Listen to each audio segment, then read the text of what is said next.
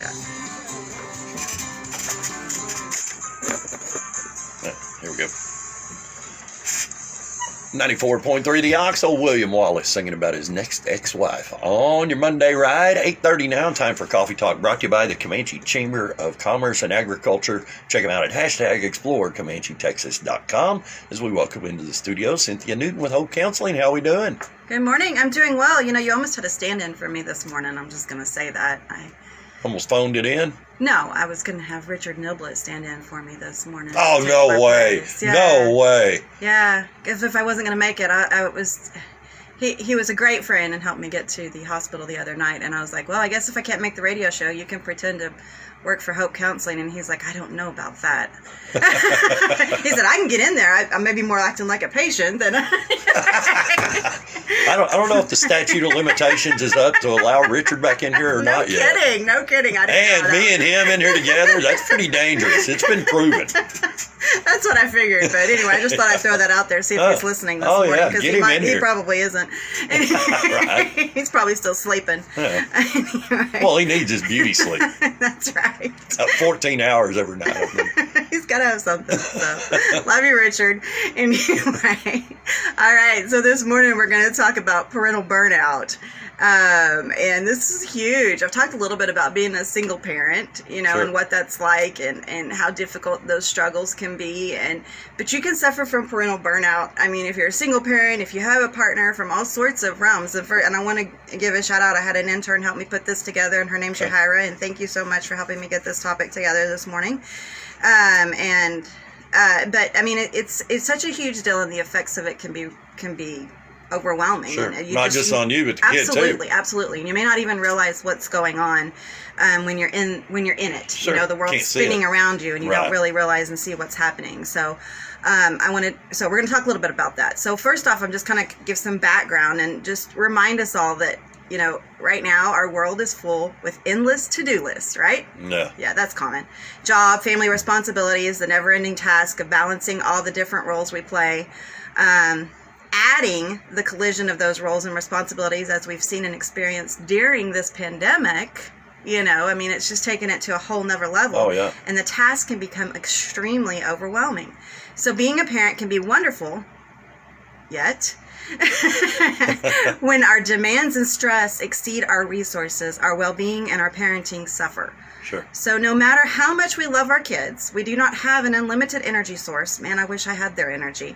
And we may need some extra support. The whole concept of it takes a village. That's very, very true. Yeah.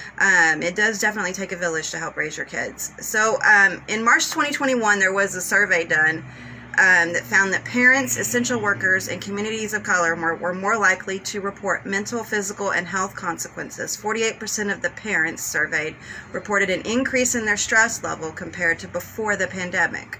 So, what is parental burnout? It's characterized by overwhelming exhaustion related to one's parental role, an emotional distancing from one's children, and a sense of parental ineffectiveness. It is physical, mental, and emotional exhaustion experienced by parents and caregivers. Burnout is your body responding on too much stress and little to no resources to cope with it. So, how do we recognize it, and how do we find ways to cope with it? So here we go. All right. First off, we all deal with some level of stress. Sure. I don't care if you're the teddy bear sitting in the window, or because teddy bear has to hear everything that goes on in here. I'm telling you, we all deal with off air. We all deal with some level of stress, okay? So as parents are responsible for our children's well-being, it's vital to recognize these signs and learn how to cope with it. So first off, we're going to talk about overwhelming exhaustion. Okay, and I'm not talking about just normal everyday being exhausted, being tired, from work and trying to juggle. No, I'm talking about overwhelming exhaustion. Parents are going to experience the different types of exhaustion depending on how old their children are. Parents of younger children tend to be more physically exhausted. Trying to run around and chase them all the time, that's going to wear you out. Parents of older children tend to be more emotionally exhausted. Why do you think that is? Wondering where little Billy or Susie's at. What are they doing? That's exactly right. Plus they want to lock themselves in their rooms. They want to do this. They want to do that. You get to those teenage years and just Oh man, it's a nightmare. So, Dealing with a self-proclaimed genius. Exactly, that's what it is. Exactly. So yeah, you've got this mental anguish constantly going on of how do I help? How do I reach them? How do I get them to communicate? Because they're not communicating as openly as they did when they were younger. So you are exhausted, both physically and mentally. Now, distancing, what does that mean? Parents who are experiencing burnout tend to distance themselves from their kids to preserve their energy. So what do you think that looks like? Well, maybe I'm going to go in my room and turn on the TV and just kind of ignore them. Yep. Okay? She don't care. Yeah. And it's not necessarily that you don't care. Right, but it's that's the message. I can't handle it anymore. I've reached my breaking point. Okay, this is huge, guys, because this does. It gives that, to your kids that I'm not available. I'm not available to you, okay? And it's real important to realize if you're starting to do that and really pull away from your kids and really distance them, not another practice, not another game. I don't want to go. Let me see if I can get somebody to do it for me. Just realize that you're doing it. Because, that doesn't say, hey, you're a bad parent. No, it says, hey, I need some help. Right. I need some help to get back in line with my kids. A sense of being an ineffective parent. Parents with burnout typically report a contrast between the parents they were and the parents they would like to be and the parents they have become. This may make them feel more distress, shame, and guilt. Burnout can also harm parenting practices. So, burnout can cause, you have to have patience to raise children.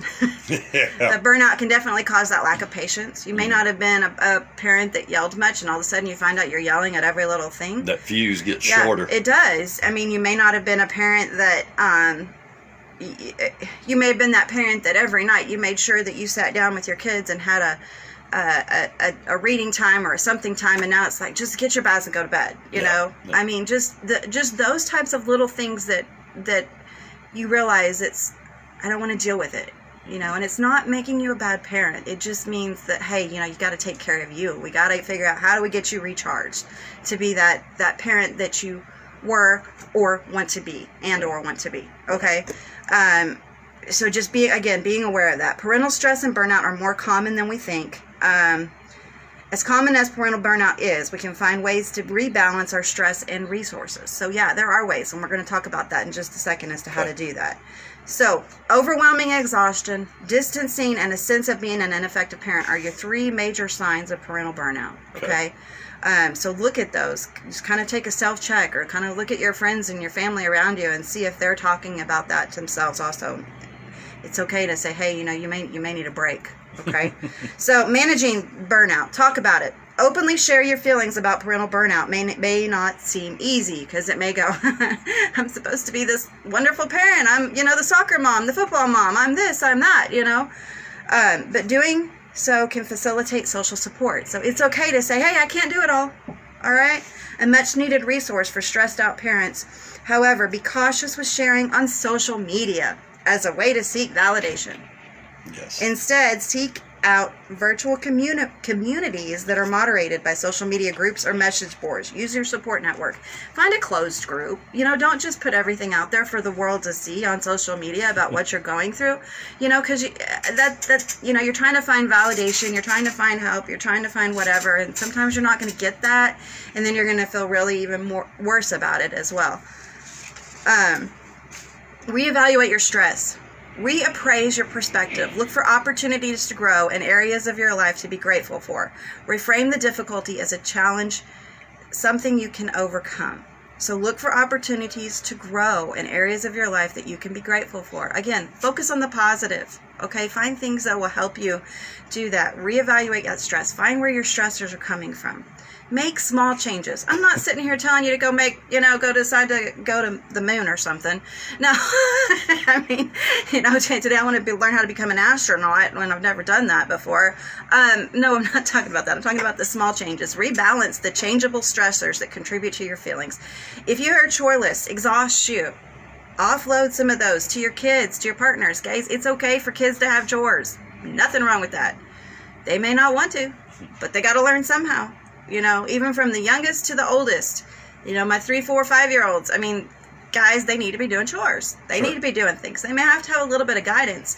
And it may be a little bit tedious at first, but as they do it more and more, they're going to be able to do it, and it becomes something that's less stressful on you. So, give some of that. If you're a single parent, definitely don't hesitate to get your kids help, okay? Don't try to do it all. Don't think that, oh my gosh, I have to have every aspect of my house clean. You're not going to. I mean, that's just an unrealistic expectation. I mean, unrealistic. Yeah. So, I mean, unless you just don't ever sleep, but, you know, that's a whole different story. So, grow your parenting skills. Seek out local seminars or evidence-based parenting programs that are out there to help you learn more how to be a parent. Everybody can learn better how to be a parent. You know, we typically go through, become the parent that we either mimicked or saw when we were growing up, or we decide to do a 180 and go totally against what we saw when we were growing up. It's usually one or the other. Right. You know, we learn our parenting skills by how we were parented. But there's nothing wrong with going, I mean, everybody can benefit from a parenting class, from parenting skills that are out there. So stop saying should. Sometimes we put unrealistic expectations on ourselves as parents. We have particular expectations about how things should be done, like that house should be spotless, how well we should be doing something, and how happy we should be doing, and how happy we should be doing them. You know, we should be whistling while we work, right? Should statements only add to feelings of shame and guilt? Reframing can help parents deal with their current reality rather than what they think they should be doing. So they can deal with, their circumstances the best they can with the resources they already have.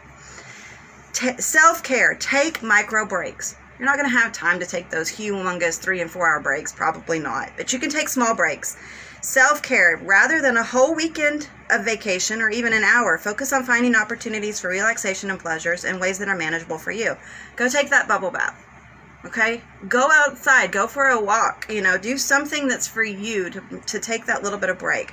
Remind yourself you're doing the best that you can with what you have. Okay, you're not going to be perfect. No one is going to be perfect. But you can do the best that you can with what you have, and that is what matters. Okay? Find meaning, reconnect with your values, and reorient yourself to the meaningful aspects of parenting. Plan a small, low-stakes activity, like a trip to the park, or watch a family movie with the kids. Remind yourself about your kids' positive qualities and the skills and qualities you bring to the table as a parent. Talk to a mental health provider for professional support. Okay, it's not a bad thing. Hey, I just need to kind of talk about what's going on. I need some help to figure out how do I refocus and how do I do all of this again. I don't know how. So there's nothing wrong with that. Sure. Remember, parenting can be both difficult and rewarding. You can love your children and also accept that parenting is a challenge. Those two things can be true at the same time. So you can love your children, but parenting can be challenging. There's nothing easy about it. Nobody said, hey, you know what? It's happily ever after. You notice how all the fairy tales end that they get married and it's happily ever after? Yeah. They never talk about the life after kids. Yeah. That's why it ends there. That's right. So that's when life begins. But, you know, I mean, it's rewarding. It's stressful. You have a role as a parent, but it's okay to say, I need a break. I need help. There's nothing wrong with that. Recognize that. Get that help. Recognize that in somebody else. And maybe you see that, hey, they're becoming more distant. They're just, you know, themselves. I mean, we all go through that. Yes, I've gone through that. Everybody has that period where it's just too much and there's that true disconnect. And remember, it's not necessarily you that's suffering as much as your children. Yes, you're suffering, but your children are suffering more. So getting that help, getting that support is going to be really important to help you through and to help you manage. So, anyway, and as always, at Hope Counseling of Texas, we're here to help you with offices in Dublin, Comanche, Hamilton, and Eastland. I'm getting it better and better. No pause at all. Our phone number is 325-356-1105. You can always call us or you can contact us on Facebook at Hope Counseling of Texas. You can email us. However you need to reach us, just know that we're here. We're here to help you. Again, offices at Comanche, Dublin, Eastland, and Hamilton, 325-356-1105. All right. Cynthia Newton, Hope Counseling. Thanks so much for stopping by. Thank you.